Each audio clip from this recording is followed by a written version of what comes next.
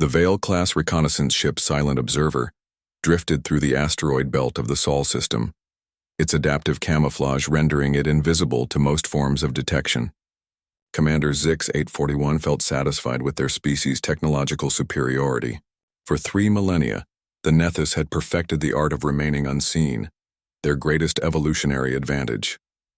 Target planet shows promising mineral deposits, reported scanner operative Kill 229, her elongated fingers dancing across holographic displays. The indigenous species appears to be in early spacefaring stage. Standard observation protocols should suffice. Zix-841 nodded, his translucent skin rippling with confidence. The Nethys had observed hundreds of primitive civilizations this way. Their cloaking technology, evolved from their natural ability to bend light around their bodies, had never failed them. They would catalog this species, these humans, and move on just as they always did. But something felt different about this system. Commander, Kill 229's voice carried an unusual tremor. I'm detecting unusual electromagnetic signatures from the third planet. Elaborate. They're broadcasting signals into space. Deliberately. Multiple frequencies, continuous transmission. Her large, dark eyes widened. It's almost as if they want to be noticed. Zix-841 felt a chill run through his adaptive nervous system. In their experience, primitive species either didn't know about the vastness of space or were terrified of what might be out there. These humans seemed to be actively reaching out. Maintain distance and continue observation, he ordered. 3 days passed. The Silent Observer cataloged human technology, their crude but surprisingly effective spacecraft, their orbital installations. Everything proceeded normally until Specialist VOR 118 made a discovery that changed everything. Commander, you need to see this. VOR 118's usually steady voice cracked slightly. I've been monitoring their communication networks. They have stories. Stories. Fiction, entertainment, but Commander... VOR 118 paused, struggling with the implications. They write about invisible aliens. Watching them. Studying them. They call it First Contact Protocol. They've imagined us before we arrived. A heavy silence fell over the bridge. In 3,000 years of observation, they had never encountered a species that actively theorized about hidden watchers. Perhaps coincidence, Zix-841 said, though his certainty wavered. That's when the human transmission arrived. The message appeared on their screens in perfect Nethys script. To the observers in the asteroid belt, we see you. Panic rippled through the crew. Impossible. Their cloaking was absolute. No primitive species had ever... How? Kill 229 whispered.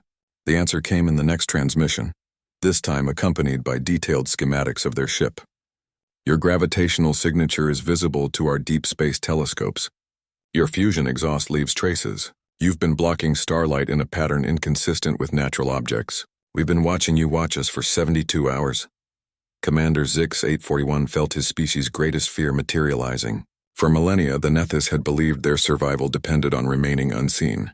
Their entire civilization was built on the principle of observation without interaction. But these humans had not just seen them, they had been studying them in return. Another message arrived. We know you're probably scared. Most species would be, but we're curious, not hostile. Would you like to talk? They're not afraid, 4118 observed with wonder. They found invisible aliens watching them and they're not afraid. Zix-841 studied the data streaming across his displays. Human technology was primitive by Nethys standards, but their observational techniques were remarkably sophisticated. They had detected a Vale-class ship through pure ingenuity and persistence. They've turned the tables, he realized. We came to observe them, but they've been observing us. The final transmission that day contained something unprecedented in Nethys experience. An invitation. We've prepared a communication package with information about our species, our planet, our intentions. We've also included some of our favorite stories about first contact, the ones where both species benefit from meeting each other. We believe the universe is big enough for all of us to share it. The choice is yours.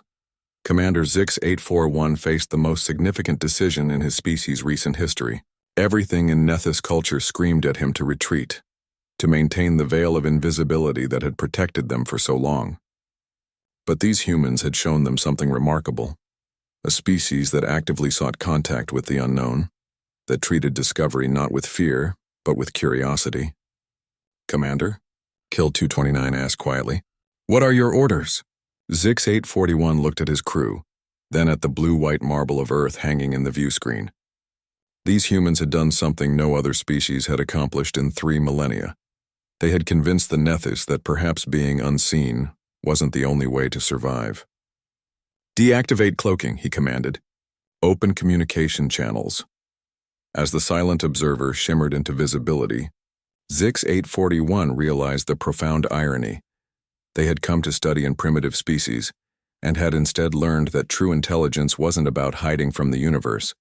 It was about embracing it. The humans had been right about one thing. The universe was indeed big enough for everyone. And sometimes being seen was exactly what you needed.